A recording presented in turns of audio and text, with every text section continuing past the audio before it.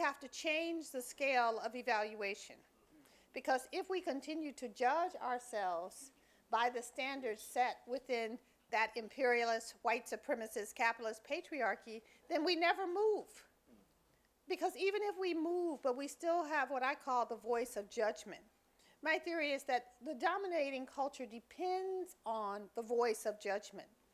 You know, that even when you're succeeding, you're not good enough. Even when, you know, I didn't think I was a writer, even after I had books published. Because, you know, for me, you know, what did I think a writer would be? What would be the magic moment that I could say, I'm a writer?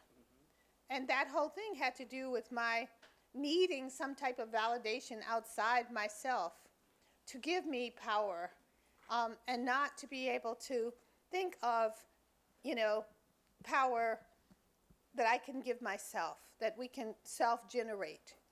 And I worry, and I talked a little bit, and we're not going to talk about Black Lives Matter tonight, but I was saying sometimes I worry because so many of our energies of protest and resistance are outer directed. You know, last night I asked the audience, what if we took away all the police brutality in our society against black males? Would black males be self-actualized?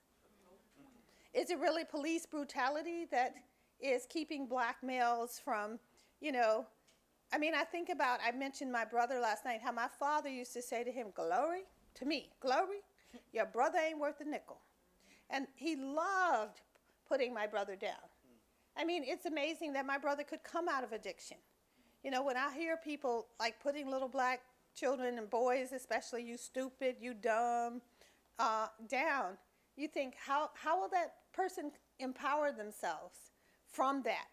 How are we healing from that? And this particular conversation has to do with moving from pain to power. And that's really what we want to discuss about how do we, as people from oppressed and exploited groups, find our way to joy, find our way to emotional well-being, to healing.